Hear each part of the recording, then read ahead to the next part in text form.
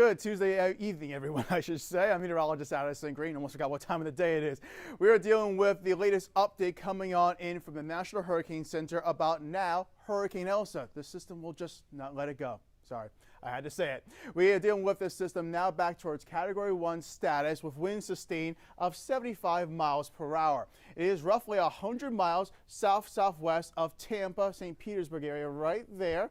And we can see that this system is definitely looking a little on the lopsided side of things. Typically, you're looking at a tropical storm and definitely a more powerful hurricane. You're looking for that nice circular, symmetric feature going on. And this, for the most part, does definitely look more lopsided as we have most of the action going on towards the north and eastern portion of the storm system as opposed to down towards the south and west, where there's not a whole lot going on. That's because there's a lot of wind shear going on. That's winds up aloft in the upper portion of the atmosphere coming in at a perpendicular direction, blowing the top of the system. That's why we're starting to see some of that outer bands and a lot of precipitation and cloud cover definitely getting shoved on over in towards the eastern portion of Florida and definitely out towards the Atlantic, as opposed to on the western side where there's drier air as well, and that's why the skies are relatively clear over that way. Although those two factors typically do keep a system running on the weaker side of things, or at least starting to weaken because of the warm sea surface temperatures in excess of over 80+ degrees. We're definitely seeing it overcoming those two obstacles, and it had the chance to strengthen back towards a Category 1 hurricane. Although there is very little difference between a strong tropical storm, winds 70 miles per hour, and a weak Category 1 hurricane of winds of at least 75 miles per hour. It's only 5 mile per hour difference, but we bring it to that next category right there because there may be some more issues as the system continues to strengthen and approaches its eventual landfall. Speaking of landfall, even while the system is still offshore by 100 miles, we still have watches and warnings up across the west coast of Florida pertaining to Elsa. There are hurricane warnings in the pink highlighted area, which does include the Tampa, St. Petersburg area. There are tropical storm warnings in the orange, and then we have tropical storm watches going on up and across in those yellow highlighted areas, in which case the system will eventually make its way to the north-northeasterly direction going up the east coast. So these watches right here may get turned into warnings as time goes on. So if you know anybody from Jacksonville, right along the east coast, all the way up towards the Outer Banks in North Carolina, hopefully they're paying attention to the forecast, but if not, just make sure they made aware they may be dealing with a tropical system, even though it's weakening, coming up towards their vicinity. As you look right here, with the terms of the potential for severe weather, there is that chance out there with any landfalling tropical system. There is a 2 out of 5, that's a slight risk for severe weather across much of central and southern Florida. Most of this is due to strong damaging wind gusts as well as the potential for seeing some tornadic activity. By that, we mean a potential for a water spout to go right offshore and move further inland, and as well as seeing maybe some weak tornadoes come touchdown and move their way across the landscape right there. But that is all the potential right there of any landfalling tropical system. Usually you get a handful of tornadoes coming around. Usually they're on the weak end of the scale. You have 0s, 1s, or 2s, but nonetheless, they are wrapped up in so much tropical moisture that you won't be able to see it when it comes your way, and then all of a sudden, boom, now you have to deal with destruction in your neighborhood and hopefully not in your own homestead. But the latest information coming on in from the National Hurricane Center shows that we have those winds sustained at 75 miles per hour as we watch the hurricane hunters flying towards the eye of the storm. They found at least one reading of 52 miles per hour, but then they did find sustained winds higher than that, and that information is slowly coming in towards our system. But nonetheless, everyone across the west coast of Florida, especially from Tampa northward, are bracing themselves for the potential of a hurricane to make a landfall. Sea surface temperatures, you can see right there, all this bright orange to just darker red shade of colors. Yeah, that's sea surface temperatures in excess of 80+ degrees. It's like bath water, and these storm systems feed off of that. They enjoy the warm temperatures right there, and that's what gives us the chance for seeing storms like this strengthen, especially as they're making their approach towards a coastline like Florida. As you look at the water vapor and wind speed right here, you can definitely see where there is that plume of moisture associated with Elsa right there, but it's looking more like a lima bean shape as opposed to that nice circular shape right there. We can also see that drier air coming in on the back end of it, trying to get sucked in towards that general circulation. It's not able to do so just yet, but we're keeping our eyes on that. But what you can certainly see, courtesy of those wind arrows, is that circulation getting tighter. As you can see right there, those winds starting to go in counterclockwise, starting to get a little more tighter and not so broad like we saw yesterday at the same time when the system was just leaving off the coast of Cuba.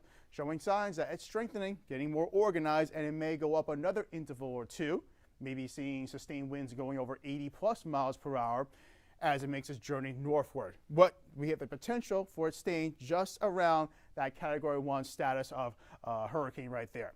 Now we can certainly see, of course, right here, looking throughout your water vapor imagery loop, we have those upper level pressure systems helping to steer Elsa up and across away from Cuba, making its way up in towards the Big Bend of Florida. That's why we have this area of low pressure up aloft, helping to guide it up across the north end of Florida, and then eventually up the east coast right there. So thankfully, this is not a system we have to worry about, but nonetheless, it is a landfalling system that we're keeping our eyes on. And if you have any friends or loved ones out there in Florida, my parents are in Tampa, so they were definitely watching my forecast earlier on today. I was making sure that they were safe and prepared, and that they can ride out the storm peacefully in their own homestead.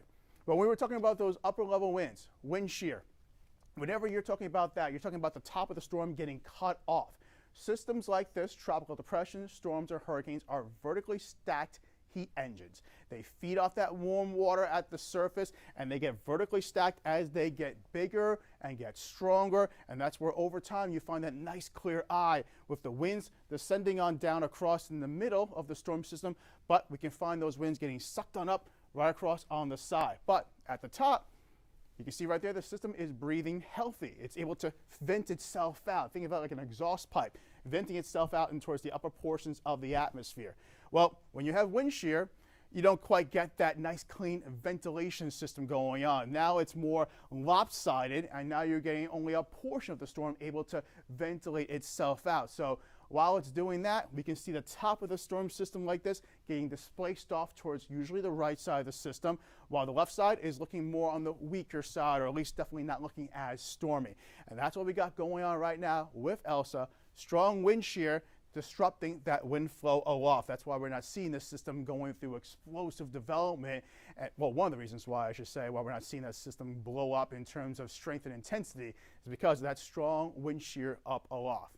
And as we talk about the different sides of a tropical system, we often mention the dirty side of the storm as opposed to the clean side. We want to be on the clean side. That's where there is less of a chance of being dealt with those damaging elements.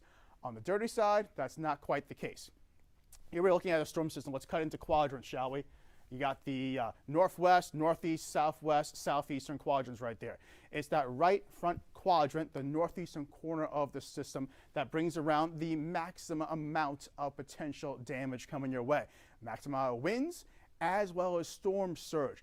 That's because you're factoring that forward motion of the system in combination with those outer bands coming in a counterclockwise fashion. On the other hand, on the back end of the system, while we're having it moving in a forward motion to the north, for instance, we got those winds coming out on the back end of it going in the opposite direction. So we're not dealing with as strong of a wind surge, as well as not dealing with a strong storm surge as well. Usually we're getting the waters pushed down towards the south. Meanwhile, places like Tampa, St. Petersburg, that water is getting pushed in towards the Bay Area. So there's going to be a concern with some localized flooding concerns over that way as it makes its journey northward. So that right front quadrant is right here, pushing that water in towards the Tampa, St. Petersburg area. So right along the west coast of Florida right there, they're going to be dealing with the brunt of it, especially down towards that southern tip. But we can already see it is a Category 1 hurricane, wind sustained of at least 75 miles per hour. And as it makes its way northward, looking to maintain that Category 1 status. It may go up in sustained wind speeds, maybe towards 80, 85. If it goes over 96 miles per hour, then it would become a Category 2 hurricane, but that's not likely to happen. As we see it make its landfall potentially tomorrow during possibly the midday hours, right in towards the Big Bend of Florida, southwest of Gainesville. Once it heads inland, that's when it starts to weaken, and in some instances, weaken drastically as the upper level winds pick it up and carry it up and out of town. It'll be weakening down towards a tropical storm by Wednesday afternoon. Then by Thursday morning, it's down towards a depression. And then by Friday morning, we're still talking about this system. But look at that. It goes over in the open waters off the East Coast, still able to tap in towards a little bit of the Gulf Stream right there, and has a chance to strengthen possibly back in towards a tropical storm status. If it does so, it'll be on the weaker side of things, and it'll be still racing up out of here. That dirty side of the storm system, look at that, staying away from the northeast. So they'll be on the back end of it. They're going to get some breezy winds, maybe some rough wave activity, especially down across the Jersey Shore, Long Island, for instance, and maybe every now and then some rain bands coming on across the area as the system approaches. But for the most part, systems like this usually hauling out of town, maybe 20, 30 plus miles per hour. So it won't be that big of an issue for long. So if you're flying towards the northeast or flying towards the east coast, wait a couple days, the system will be out of here, and hopefully you'll be able to go on and about with your journey. So of course, as we go through the season, it's a long season. It starts right that June 1st, or climatologically speaking, it starts at June 1st, although it has started earlier the past several years. Goes all the way towards the end of November. We can go through all these names right here, and once we do so, we'll go towards a subsequent alphabetical name right there. We're not talking about going towards the Greek alphabet again. That list has been discontinued. We no longer use it anymore. But the next system on the list, that will be Fred, and then Grace, and then here we go through the rest of the list. And I hope we don't get towards Wanda, because that means we had a very active season. And last year, that broke the records that were set back in 2005, in which case that was the first time we went towards the Greek alphabet. So we don't need any more record-breaking tropical activity around town. But of course, as we go through the season, we're going to be seeing more and more storms pop on up, maybe even right outside our own backyard in the Gulf of Mexico, so to speak, especially as you get towards the peak of the season. That comes our way during mid-September, and then we get another peak coming our way towards the mid to end of October. Typically, those type of systems are forming a little closer to home, out near the offshore waters of Central America and the Gulf of Mexico. And then by the end of November and towards December, it's a nice steep drop off and then a gradual decline of that tropical activity. Now let's bring you on down towards our local forecast, where we're dealing with a little bit of a swirl in the atmosphere of our own, non-tropical though. It's from this upper area of low pressure that created a surface low that's sitting down across the southern end of Texas. It has allowed numerous areas around the Matagorda Bay area down towards Brownsville to be dealing with days of rain, so much so there are flash flood watches popped up in all those green highlighted areas. So we do have a flash flood watch up in effect for Matagorda County, Jackson County, down towards our extreme southwestern portion of our viewing area, all the way until the latest Friday morning. Could we see more counties across the Houston metro area being placed underneath this flash flood watch? Absolutely. Do we have that going on right now? No, but over the course of the next 2 days, as we watch the system slowly move up towards the northeast, we do see that potential for more rain to come our way, and a lot of areas have already seen a good soaking come through. So any more rain that adds on up and adds up quickly, then we're talking about the chance for seeing some flash flooding concerns, and then a flash flood watch may be issued all across the metro area. By tomorrow morning, much like you experienced perhaps last night during the overnight hours, I for one was not, but I did hear other tales of people being woken up from their beds. You may get a rumble of thunder, may see a flash of lightning. Well, it's because we got these now bands of scattered showers and thunderstorms moving in off the coastal areas, pinwheeling themselves on land. This will be the case on and off throughout the day tomorrow. You can certainly see there's going to be a big amount of shower activity potentially coming our way during the lunchtime hours, so just bear that in mind, maybe getting lunch ordered in perhaps, or maybe just bring your lunch with you to work. Heading in throughout the wet and afternoon hours on Wednesday, we get that shower activity that's starting to fade away little by little, but as we go through those peak daytime heating hours, 2, 3, 4 o'clock in the afternoon, we can get that heat to rise up any little pocket of moisture at the surface. It rises up, starts condensing, starts becoming a cloud. And if we get enough of that to happen, and happen quickly, then we're talking about more pop-up thunderstorms that will be eventually moving through the metro area during the evening rush, and then fading away once we start to lose that daytime heating as we go towards the sunset hour, and definitely more so as we push in towards the evening hours. We can see all of that put together for you right through your 7-day forecast, where the shower chances do run rather high. 80% tomorrow, 70% on Thursday, then start to diminish as that low pressure starts to break down and gets taken away from our area. High pressure will move on in, but of course this is July, this is Houston, we still have plenty of moisture in the atmosphere, so these are more scattered pop-up thunderstorms as opposed to bands of tropical moisture surging up off across the Gulf of Mexico.